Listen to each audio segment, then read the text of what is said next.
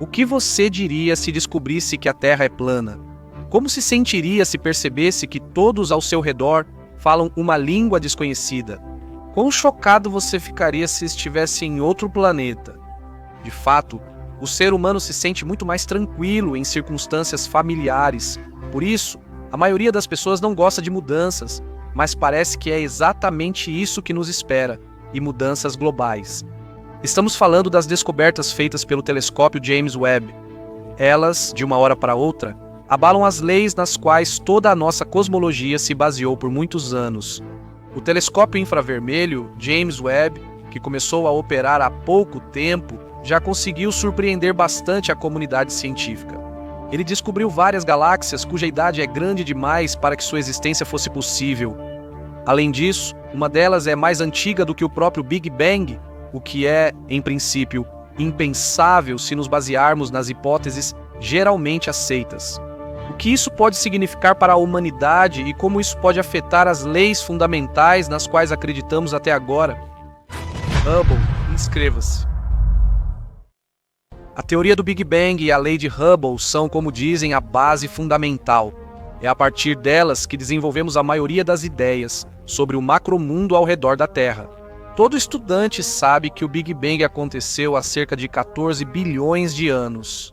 Antes disso, havia um ponto de singularidade que de repente detonou e o universo começou sua expansão, que continua até hoje. Em seguida, entra em ação a lei de Hubble, ou seja, o afastamento geral das galáxias. Essa também é uma lei cosmológica fundamental que explica justamente essa expansão do universo. O que James Webb fez? Ele ousou tocar no Santo dos Santos, tentando destruir o fundamento sobre o qual nossa astronomia se sustentava até agora. Como grandes galáxias brilhantes com estrelas metálicas não poderiam se formar logo após a explosão, as descobertas do telescópio são desconcertantes. A questão é que, de acordo com as teorias científicas modernas, primeiro deveriam surgir estrelas de hidrogênio, que ao explodirem no final de suas vidas, preencheriam o universo vazio com materiais de construção. É justamente a partir delas que, posteriormente, deveriam se formar astros mais maduros e galáxias. Então, como explicar o fato de que James Webb descobriu o CEERS 20G12? Esse aglomerado estelar bastante maduro se formou 2 bilhões e 100 milhões de anos após o Big Bang, o que é absolutamente impossível se você prestar atenção à sua composição e estrutura. É uma galáxia espiral barrada, muito parecida com a Via Láctea, e sua massa é quase 4 bilhões de vezes maior que a do Sol. Acha que essas são todas as descobertas? Não, porque ainda existe a galáxia AZTECC71, em forma de gota gigante, que o telescópio descobriu em dezembro de 2023. Essas galáxias até foram destacadas em um grupo separado chamado Galáxias Escuras de Hubble. O cientista da Universidade do Texas, na cidade de Austin, acredita que o monstro descoberto é uma verdadeira fábrica de estrelas, já que o processo de formação estelar no interior da AZTECC71 nunca para. Presume-se que nela nascem até 1000 novas estrelas por ano, mas a descoberta mais surpreendente do telescópio James Webb aconteceu em 2022. Esta é a galáxia JADESGS-Z130.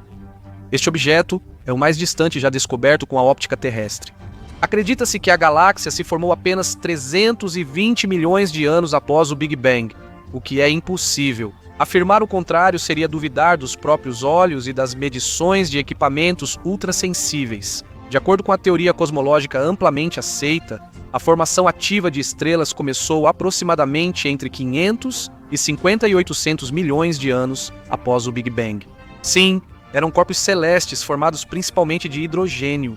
Não havia aglomerados de galáxias nem estrelas metálicas.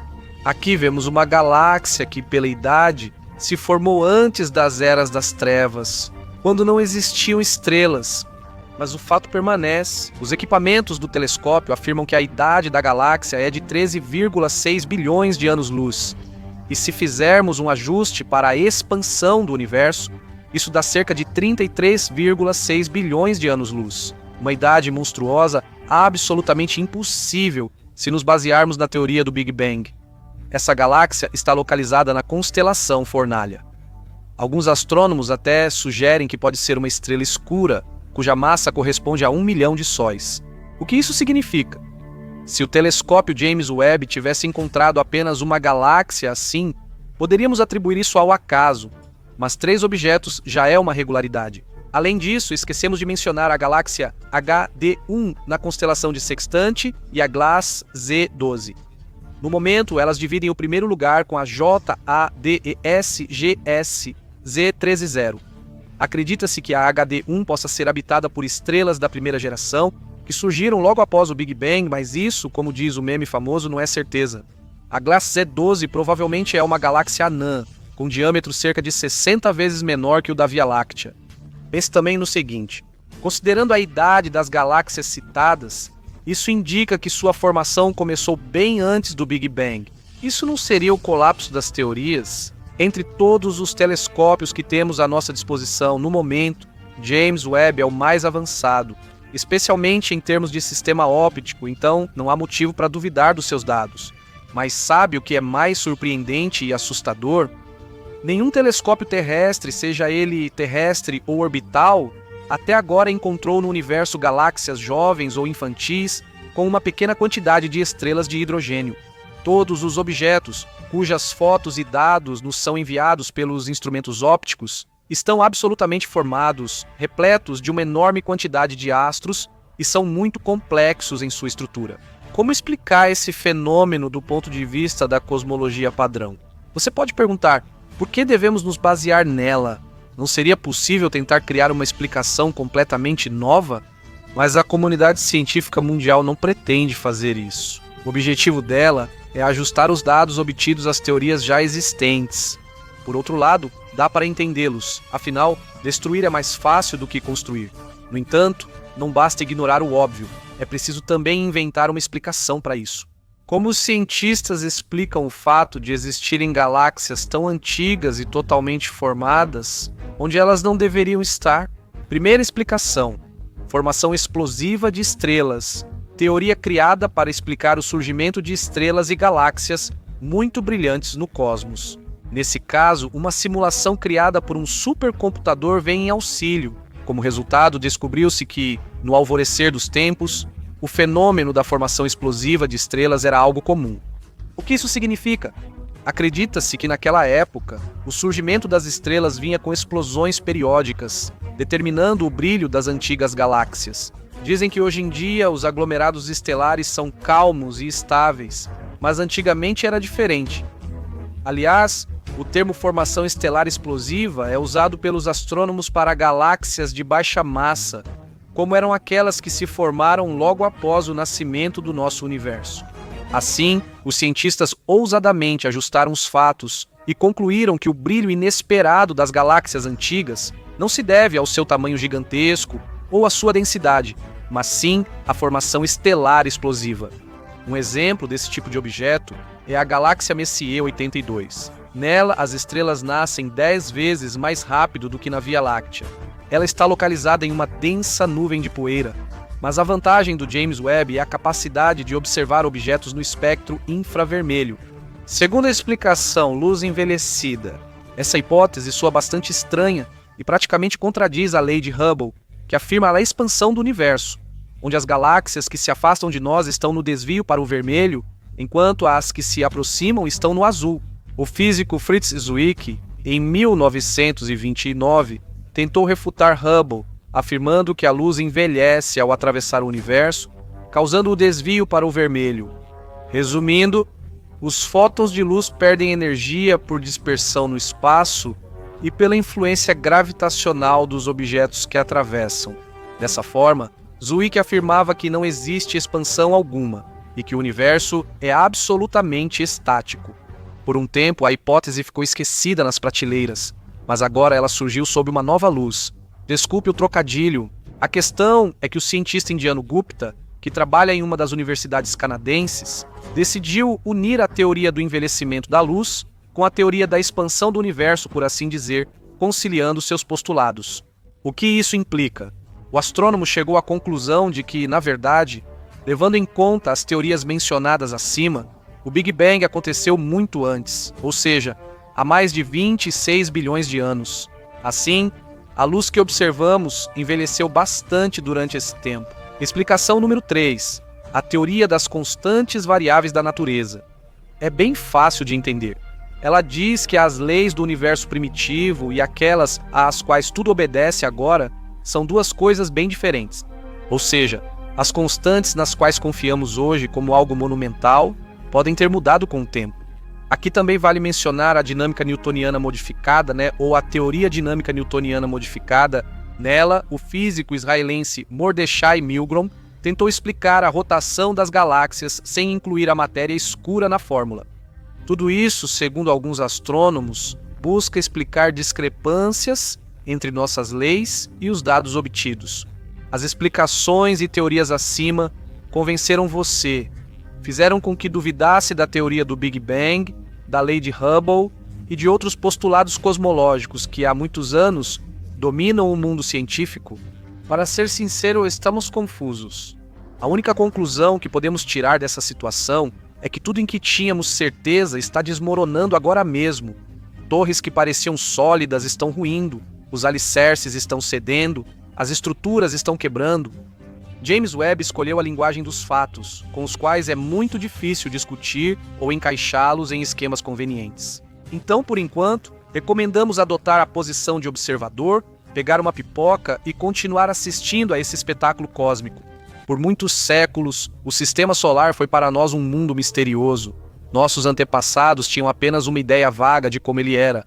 Com o tempo, o mistério começou a se revelar.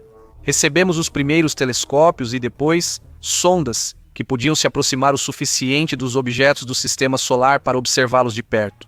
Conseguimos nos aproximar mais do Sol. Essas imagens lembram cenas de ficção científica, mas mostram as formas reais dos planetas e outros objetos do sistema solar. Prepare-se para testemunhar um espetáculo fantástico. 1979. As sondas Voyager estavam perto de Júpiter e tiraram 33 mil fotos do planeta e seus satélites. Isso ajudou a desvendar mistérios do gigante gasoso. Por exemplo, a Voyager 1 fez uma imagem bastante nítida e detalhada da grande mancha vermelha. E finalmente pudemos observá-la adequadamente. Avançamos mais, e em 2016 a sonda Juno atravessou as densas nuvens de Júpiter. Nenhum outro aparelho havia conseguido isso antes.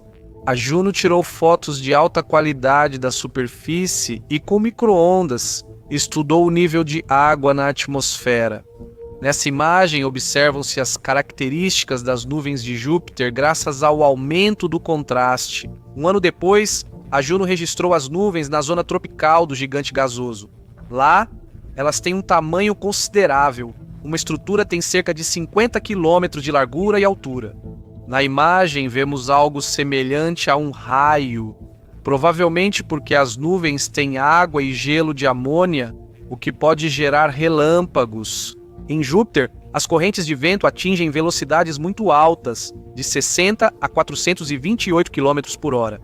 Essa é uma característica da atmosfera do gigante gasoso. Aqui está Juno, que tirou uma foto da corrente número 3 quando estava mais perto do planeta.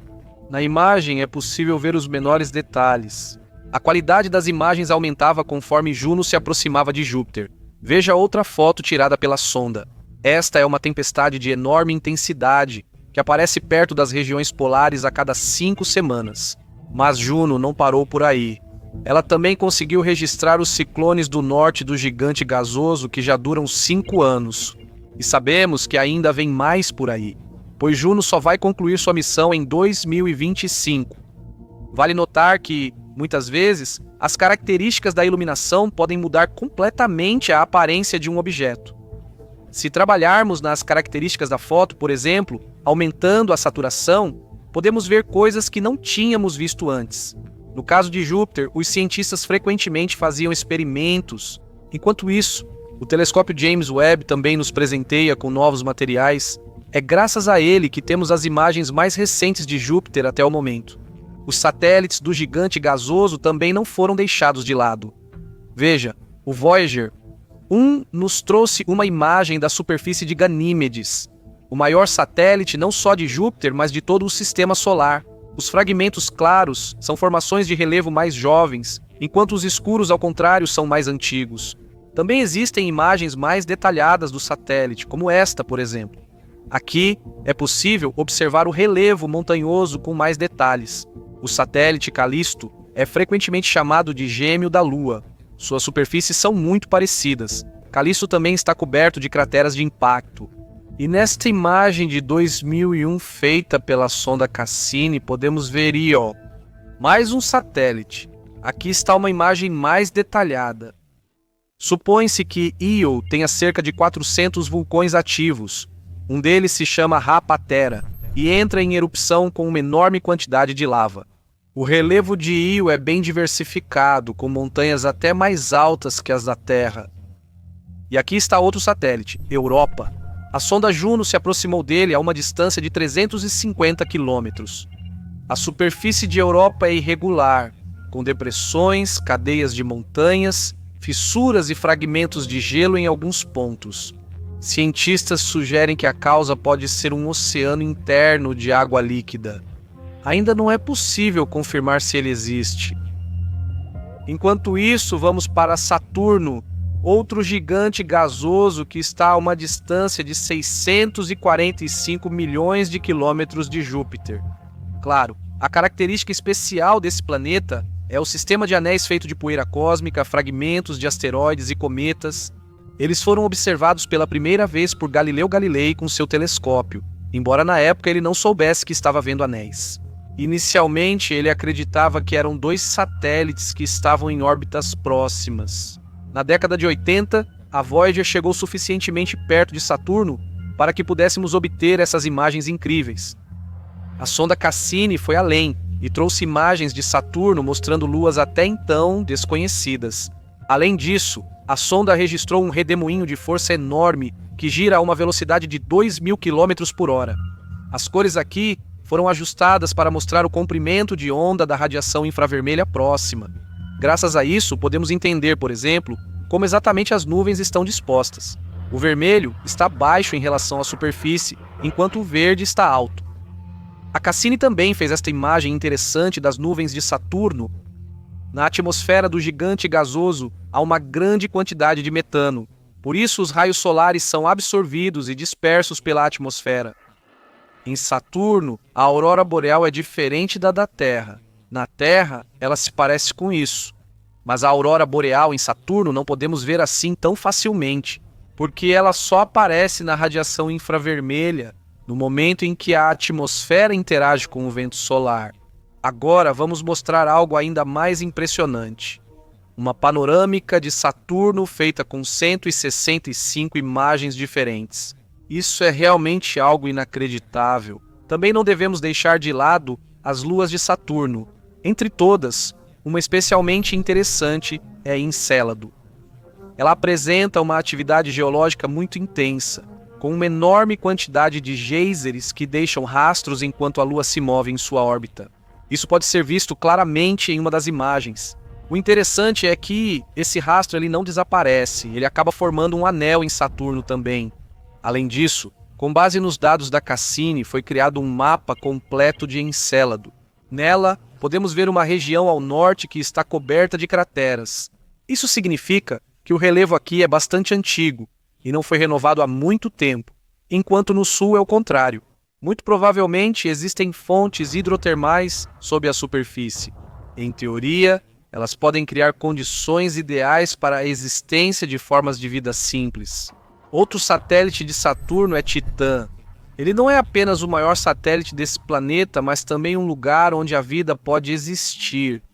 A sonda Cassini encontrou nele vestígios de lagos, que eram compostos principalmente de etano e metano. Os lagos apareciam durante o processo de liberação de gás. O nitrogênio líquido sob a superfície aquece, passa para o estado gasoso e deixa uma depressão para trás. Esta é uma foto interessante do lago Kivulakus, onde se vê o reflexo. Grandes áreas líquidas na superfície do satélite podem indicar mares. Há uma teoria de que nesses reservatórios pode haver vida que não precisa de ambiente aquoso. Sendo composta por hidrocarbonetos, ela pode muito bem existir nos lagos de metano. Voyager. 2. Durante sua longa viagem, se aproximou de Urano. Ele pode ser chamado com razão de gigante de gelo, onde há nuvens, auroras boreais e até mesmo um sistema de anéis, embora não tão visível quanto o de Saturno. Voyager conseguiu tirar algumas imagens. No entanto, em breve teremos mais do James Webb. O telescópio já nos presenteou com uma imagem de Urano e de 6 de seus satélites, e agora passamos para a nossa estrela principal, o Sol. Agora estamos recebendo cada vez mais imagens impressionantes. Antes, não podíamos nos aproximar do Sol a uma distância ideal, pois sua temperatura chega a milhões de graus. A situação mudou com os telescópios modernos e as sondas espaciais avançadas. E então, a Administração Nacional da Aeronáutica e Espaço lançou a sonda Parker, que conseguiu atravessar a camada externa da atmosfera do Sol, cuja temperatura chega a 1.100.000 graus Celsius. Como resultado, obtivemos esta imagem. As imagens do nosso sistema solar continuam a nos impressionar, embora pareça que já tenhamos visto de tudo. Na verdade, a nossa vizinhança cósmica mais próxima ainda esconde muitas coisas surpreendentes e desconhecidas. Descobertas nos aguardam que ainda podem abalar a nossa imaginação. Você já brincou de esconde-esconde? A maioria de nós responderia que sim a essa pergunta. O que você acha? É difícil procurar um gato preto em um quarto escuro se ele não está lá? Mas é justamente essa tarefa inútil que nossos astrônomos realizam há séculos. O que exatamente procuram? Eles tentam encontrar pelo menos uma pista de vestígios de civilizações extraterrestres. Mas será que seus esforços são em vão? Talvez exista algum obstáculo crítico que elimine a vida em certo estágio do seu desenvolvimento? O primeiro ponto que realmente dificulta a nossa análise objetiva da situação é a nossa visão sobre a vida extraterrestre. Como imaginar e ainda mais identificar algo que nunca vimos? Vamos usar uma analogia simples. Imagine que você viveu toda a vida em uma colônia subterrânea, semelhante ao que ocorre em Metrô 2033 de Glukhovsky. Desde o nascimento, você só viu ao seu redor estruturas de ferro e pedra, além de outros seres como você, mas nunca viu uma única planta. E então, de repente, você é levado à superfície e colocado no meio de um jardim botânico. Ao mesmo tempo, dizem que a grama, as flores e as árvores são tão vivas quanto as pessoas. Como você reagiria a isso e como interagiria com eles? E se você não tivesse sido avisado, um carvalho ou uma rosa pareceriam seres vivos para você. Na literatura fantástica, há muitos exemplos de incompreensão entre humanos e alienígenas, porque outras formas de vida podem ser muito diferentes de nós. No romance Solaris, de Stanislaw Lem, há um oceano inteligente com o qual não se consegue estabelecer contato produtivo. Embora tentativas tenham sido feitas ativamente de ambos os lados, que conclusão devemos tirar disso? Muito provavelmente, para a interação entre diferentes bioformas, surgirão inúmeras limitações e obstáculos, tanto para a civilização humana quanto para a alienígena. Ou seja, talvez simplesmente não nos ouvimos e não nos vemos uns aos outros. Tudo isso porque, como diz o romance Solaris, só buscamos outros seres humanos. Não precisamos de outros mundos, precisamos de um espelho. O que cientistas da Terra fazem para criar uma ferramenta universal de comunicação com possíveis inteligências extraterrestres? E, infelizmente, aqui a abordagem também não muda. A prova disso é o Lincus, uma linguagem artificial, fundamentalmente diferente do Esperanto, criada pelo matemático Freudenthal, especialmente para a troca de informações com civilizações extraterrestres. Estamos repetindo o mesmo erro. Pressupõe-se que os extraterrestres necessariamente devem se comunicar por meio de uma linguagem, e não de outras formas. No entanto, ainda existem diferenças. O princípio em que esse método de comunicação se baseia é a linguagem universal da matemática. Mas isso só será eficaz se a vida extraterrestre seguir leis semelhantes. 2 mensagens semelhantes já foram enviadas ao espaço, em 1999 e em 2003. Ainda não houve resposta. Dá vontade de usar a famosa pergunta de Enrico Fermi: onde estão todos eles? Frank Donald Drake criador da equação para estimar civilizações extraterrestres na galáxia, viveu em vão. Segundo a fórmula dele, estamos cercados por mundos desenvolvidos. Não vamos começar com teorias catastróficas e descrever possíveis obstáculos para o desenvolvimento de civilizações devido a alguns eventos irreparáveis. Vamos deixar isso para o final. Por enquanto, vale a pena lembrar qual é a diferença entre a inteligência artificial e o cérebro humano. Sem entrar em detalhes entediantes, a primeira coisa que chama a atenção é a lentidão monstruosa da nossa massa cinzenta. Para refletir sobre uma questão complexa, um computador comum leva 1 segundo, enquanto nós precisamos de ao menos 1 mês. Ou seja, a inteligência artificial é 3 milhões de vezes mais rápida do que a mente humana. Assim, talvez sejamos simplesmente desinteressantes e previsíveis demais para formas de vida superiores. Você também não tenta se comunicar inteligentemente com formigas, certo? E depois, será que devemos gritar tão alto nas hostis selvas cósmicas, anunciando de forma insistente nossa existência para quem está ao redor? E nós sabemos com certeza quem habita a escuridão do universo? Chegou a hora das teorias catastróficas. Muitas pessoas famosas de sua época, como Arthur Clarke, Carl Sagan, Nick Bostrom, Stephen Hawking, falaram seriamente que seria melhor não nos expormos enviando mensagens para diferentes partes da galáxia. Você vai perguntar por quê, mas isso é tão óbvio. Veja como a humanidade reage ao rápido desenvolvimento da inteligência artificial. Tememos que os computadores um dia passem com sucesso no teste de Turing, adquiram autoconsciência e comecem a tomar decisões próprias que vão contra as nossas. Lembre-se da revolta fantástica das máquinas. Aonde queremos chegar com isso? É que existe uma grande probabilidade de haver algum tipo de grande filtro no qual podemos facilmente esbarrar. De acordo com essa hipótese, proposta pelo futurista Robin Hanson, existe um mecanismo embutido na matriz do universo que destrói uma civilização assim que ela atinge um nível em que as marcas de sua atividade podem ser percebidas por observadores externos. Seria uma desgraça causada pela inteligência. Se extrapolarmos essa conclusão para a civilização humana, quanto mais bem-sucedidos e rápidos formos em direção à singularidade técnica e cognitiva, menores serão nossas chances de sobrevivência no futuro. Talvez tenha sido o grande filtro que eliminou todas as civilizações que atingiram o 3º nível na escala de Kardashev. Lembrando que nesse estágio, as civilizações utilizam energia não apenas da sua estrela-mãe, mas também da própria galáxia. Naturalmente, tal formação pode ser vista de longe por causa das mega-estruturas, esferas ou enxames de Dyson, assim como pela expansão ativa dos representantes de uma sociedade altamente desenvolvida, que espalham seus esporos por outros planetas. Em que estágio o grande filtro pode entrar em ação? Para chegar à civilização do 3º tipo, são necessárias pelo menos 9 etapas. Isso é do ponto de vista dos cientistas terrestres, mas provavelmente não é o único caminho. Resumindo, primeiro surge uma estrela com vários planetas.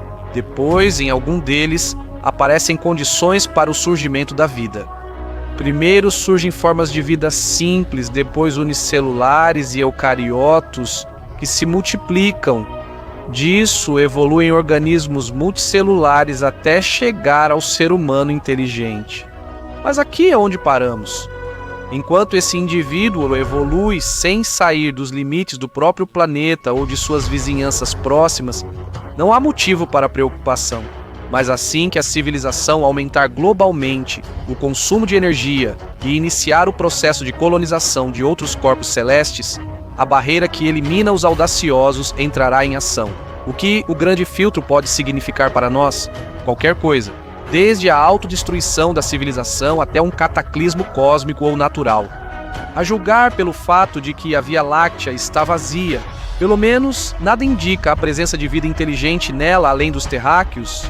Superar essa barreira é extremamente improvável e, muito provavelmente, impossível. O que exatamente pode nos impedir de progredir? Como a Terra é só um corpo celeste no cosmos hostil, ninguém garante que em 100 anos ou até amanhã o planeta não seja atingido por um asteroide. Se o diâmetro dele for de cerca de 1 quilômetro ou mais, a sociedade humana moderna pode muito bem voltar às configurações de fábrica, ou seja, à Idade da Pedra. Como dizem, nossa música é boa, então é melhor recomeçar. E isso sem mencionar o mortal surto de raios gama durante a explosão de uma supernova, cujo feixe esterilizante destrói até mesmo o menor vestígio de vida florescente por muitos milhões de anos. Ou sobre um ataque alienígena de organismos um pouco mais avançados. Por que não supor isso, já que estamos gritando sobre nós mesmos para toda a galáxia? Não é preciso esperar por ameaça externa. Somos plenamente capazes de nos autodestruir, como ao iniciar uma guerra nuclear global, que causaria catástrofe ecológica, esgotamento de recursos e extinção em massa. Também podemos incluir aqui um vírus mortal que pode dizimar metade do mundo, ou a criação de algo semelhante a um colisor de hadrons com consequências catastróficas. Aqui há muitas possibilidades. O terceiro tipo de cenário do Grande Filtro é a erupção de um supervulcão, pelo menos o de Yellowstone, que acarretaria o aumento do efeito estufa, mudanças climáticas, múltiplos tsunamis, enfim, uma reação em cadeia suicida. Acontece que, se algum dia uma colônia humana surgir em Marte e seus representantes acidentalmente descobrirem as ruínas de uma antiga cidade altamente desenvolvida, essa será a pior notícia de toda a existência da civilização humana. Afinal, isso sugeriria que o fim está próximo. Agora ouça o grande silêncio do universo e tente formar sua própria opinião sobre o que destruiu todos eles. Quando a verdade vier à tona, talvez possamos evitar um final triste. Por enquanto, vamos aproveitar a vida. Você se sente atraído pela vida eterna? Já quis ser testemunha de um futuro distante sem temer a morte inevitável? O tema da imortalidade interessa as pessoas desde os tempos antigos. A humanidade sempre buscou a eternidade e sempre procurou maneiras de prolongar a vida ou até mesmo alcançar a imortalidade completa. Com certeza, você já ouviu falar da Pedra Filosofal, um artefato mítico com o qual os alquimistas supostamente podiam transformar vários metais não nobres em ouro e prata. Mas o mais importante é que com ela era possível fabricar o elixir da vida. Ele também era chamado de ouro potável. A bebida deveria ser tomada em pequenas doses, curando gradualmente o corpo de todos os males. O objetivo final era a imortalidade. Hoje em dia, a Pedra Filosofal é apenas um belo mito. Ninguém sabe se alguém realmente conseguiu criá-la. Rumores diziam que Nicolau Flamel, mecenas e alquimista francês, teria criado a Pedra da Vida Eterna. A razão para o surgimento desses rumores foi o fato de Flamel ter vivido bastante para aquela época, 88 anos. Mesmo após sua morte, muitos acreditavam que o alquimista apenas fingiu para evitar suspeitas. Essa é uma história do século XIV, mas exemplos podem ser encontrados na Antiguidade Profunda. O épico de Gilgamesh, rei sumério, conta que após a morte de seu amigo Enkidu, ele passou a refletir sobre seu próprio destino e mortalidade. Foi por isso que o governante sumério viajou por muito tempo em reflexão até encontrar Utnapishtim.